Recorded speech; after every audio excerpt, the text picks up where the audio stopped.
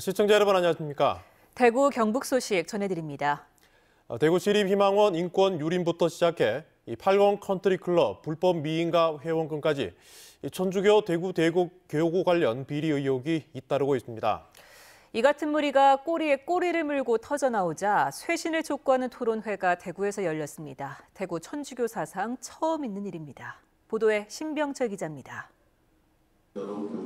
토론회장이 천주교 대구 대교구 신자들로 빈자리를 찾아보기 힘듭니다.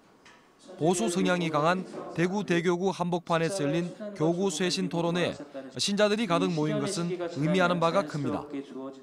교회를 향한 이 희망 없음의 시선에 대해서는 좀 저희가 곱씹어봐서 생각을 해야 되지 않겠는가 싶습니다. 대구교구가 왜 지금 계속 언론에 떠올리냐면 한국 교회 안에서 제일 약한데, 제일 센 줄 알았던 대구교구인데 아니에요. 약점이 제일 많으니까 문제가 생기니까 제일 먼저 터져버린 거예요. 우리신학연구소와 천주교 정의구현 전국연합 등 6개 천주교 단체들로 구성된 천주교개혁연대가 마련한 이번 토론회는 외부가 아닌 천주교 내부 시각을 주로 담았습니다. 신자들은 교구 쇄신의 절실함을 호소했습니다. 교회가 바뀔 수가 없구나 이런 생각이 들었고, 저는 이런 걸 하면서 제일 제가 한 게 제가 교회를 떠나고 싶었어요. 교구를 성토하는 목소리도 여과 없이 쏟아졌습니다. 희망원 사태라든가 아까 그 가톨릭 병원이라든가 가톨릭 대학교 이런 것들은 진짜 새 발을 피고 정말로 부정부패가 만연한 이런 집단이다.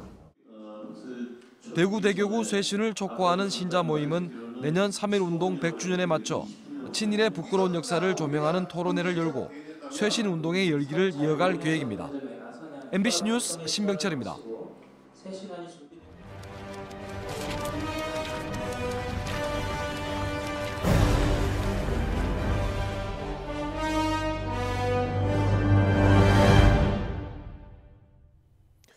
대구문화방송은 2018년 한 해를 되돌아보는 송년기획 뉴스를 오늘부터 전해드립니다.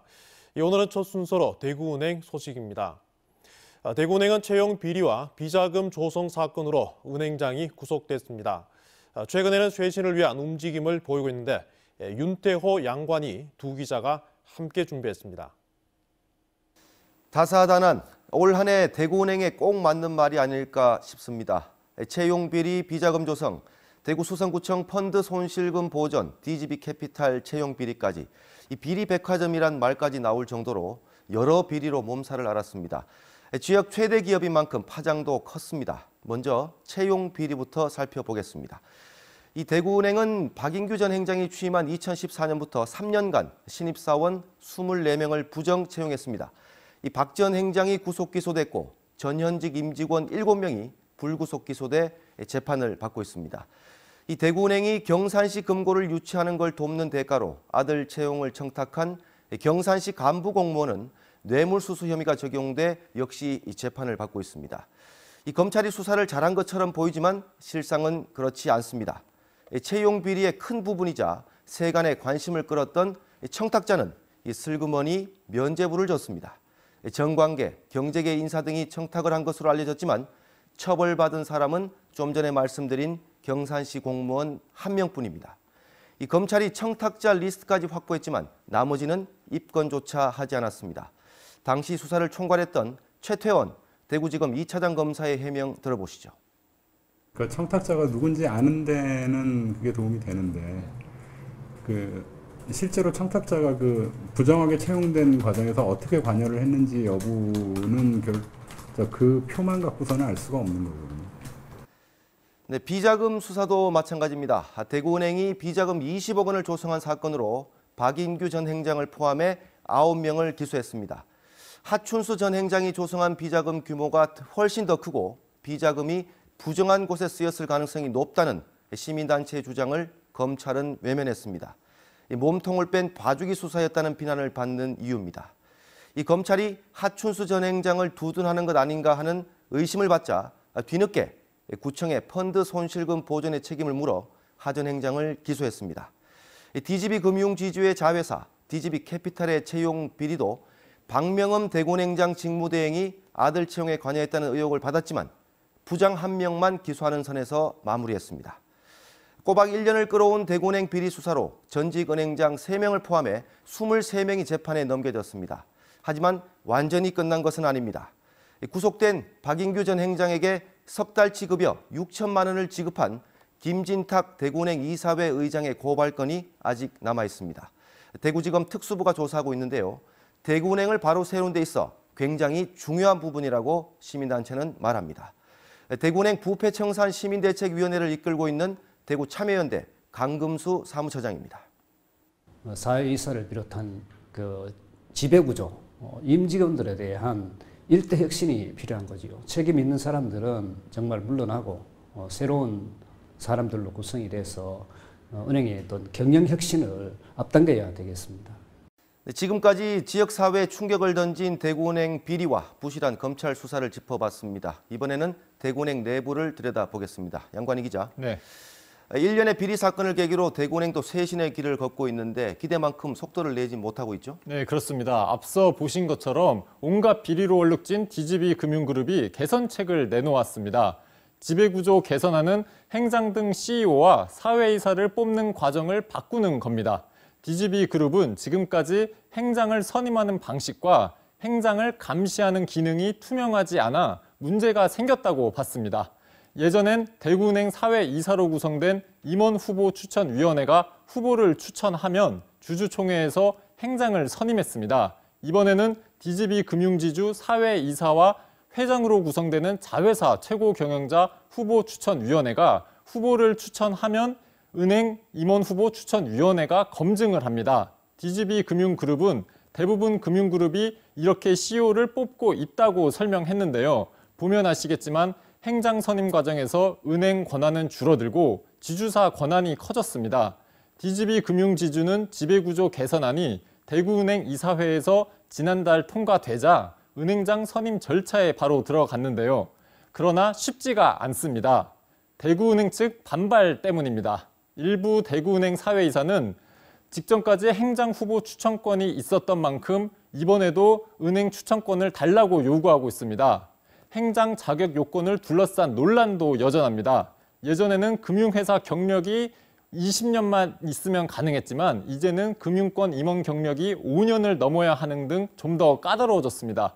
전형직 대구은행 임원 중에는 이 조건을 충족하는 사람이 보시는 것처럼 아무도 없습니다. 그러자 은행 측은 내부 출신을 배제하고 외부 인사를 행장으로 부르려는 것 아니냐며 반발하고 있습니다. 지주 회장은 외부에서, 은행장은 내부에서 뽑기로 한 합의를 깨는 것 아니냐는 겁니다. 박명흠 은행장 직무대행의 임기가 오는 26일 끝났는데요. 올 한 해 불명예를 뒤집어쓴 DGB그룹이 새 행장을 선출하면서 새로 태어날 수 있을지 주목됩니다. 네, 보신 것처럼 대구은행 정상화까지는 아직 갈 길이 많이 남았습니다. 대구 MBC는 대구 최대 기업인 대구은행을 바로 세우기 위해 계속 밀착 취재하겠다는 약속을 하면서 송년기획 뉴스 마칩니다. 자유한국당 행보에 혁신과 쇄신 의지가 있느냐는 질책이 따갑습니다. 당협위원장 교체 폭도 잦고 당원 징계를 위한 윤리위원회도 역할을 못하기는 마찬가지입니다. 자유한국당 당협위원장 공모 대상 배제 21명 가운데 대구 경북에서는 5명이 포함됐습니다.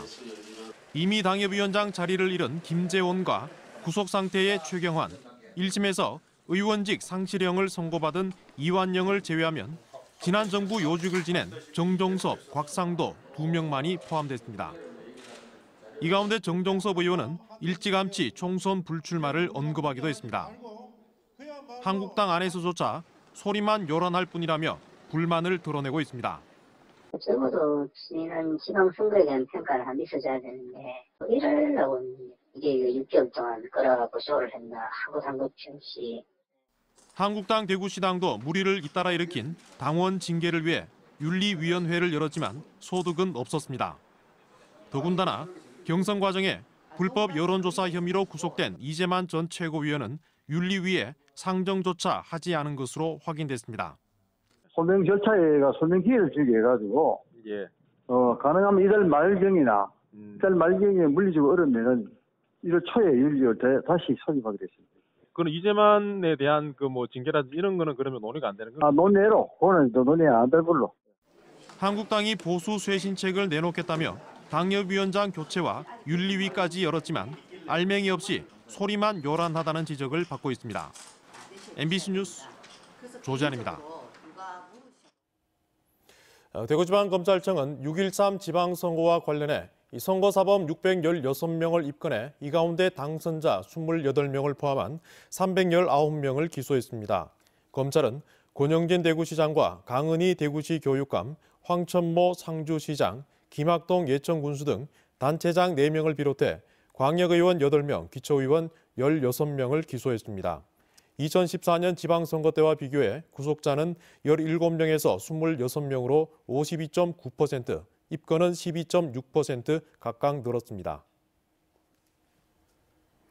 FA컵 우승으로 기분 좋게 대구 스타디움과 작별한 대구FC가 다음 시즌부터는 대구시 북구 과거 시민운동장 터에 들어서는 축구 전용구장 시대를 열게 됩니다. 단순한 관람 환경의 변화를 넘어서 구단과 주변 지역, 나아가 대구시 전반에 주는 여파가 클 것이란 기대를 모으고 있습니다. 석원 기자가 보도합니다. 축구를 본다는 점에서는 최악에 가까운 대구 스타디움을 떠나 국내 최고의 관람 환경을 제공할 것으로 기대되는 대구 축구 전용구장 시대가 다가옵니다. 대구시 북구 대구 복합 스포츠타운에 위치하게 될 대구 축구 전용구장. 이 프로젝트는 단순히 축구라는 콘텐츠를 담는 그릇을 새롭게 만드는 과정만은 아닐 겁니다. 우선 기대되는 효과는 도시 재생이란 측면. 대구시도 이 부분에 대해 기대를 걸고 있습니다. 우리 도시 문화 재생 사업으로도 그런 부분은 아마 긍정적으로 저희들이 바라볼 수가 있고 또 그렇게 추진하기 위해서 시가 노력하고 있습니다. 축구 전용구장을 통해 시민구단인 대구FC는 자생 모델 수립도 기대됩니다. 이미 축구단을 통해 구단 자생 모델이 익숙한 사례는 프로스포츠의 천국, 미국에서 쉽게 볼 수 있었는데요. LAFC와 그들의 홈구장 뱅크 오브 캘리포니아 스타디움은 신생구단다운 새로운 시도가 가득합니다. Where we were at as far as designing the stadium, we wanted to create a home for the people in the city. So that was more than sport. It was a place for people to gather and get together. We have the restaurants, the fields, LA. This venue is used for all kinds of events, concerts, conferences, corporate, all kinds of entertainment events. And again, it's about bringing people together. 도시 재생과 스스로의 자생 모델만큼이나 주요한 시도는 주변 지역과의 상생일 텐데요. 일찌감치 지역과 함께하는 축구단을 강조한 J리그에선 이 같은 지역과의 상생이 익숙합니다.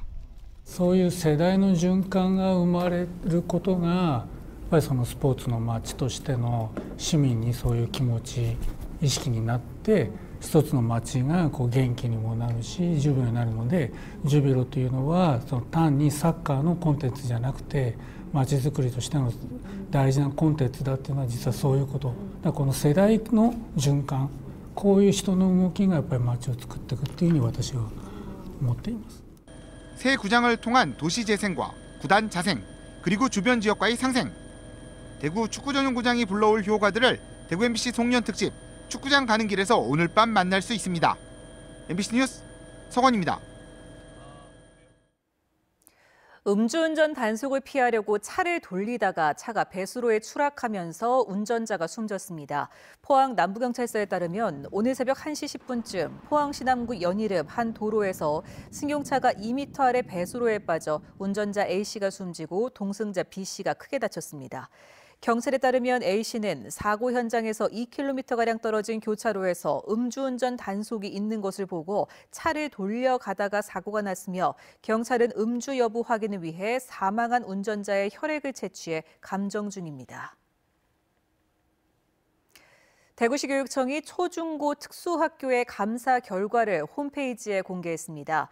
지난 2013년부터 6년 동안 감사에 적발된 사항은 480여 건으로 해마다 8, 90건꼴로 적발됐습니다. 학업 성적 관리가 부적정하게 된 경우, 학교 급식비를 적게 집행한 경우 등이 포함됐습니다.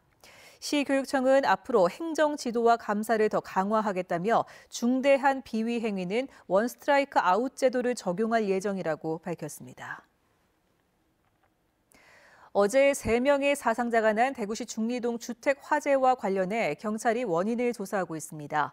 대구 서부경찰서는 집안에서 불이 난 것이 아니라 마당에서 난 불이 집으로 옮겨 붙었다는 세입자 60살 A씨 아들의 진술에 따라 국립과학수사연구원과 합동으로 화재 원인을 조사하고 있습니다.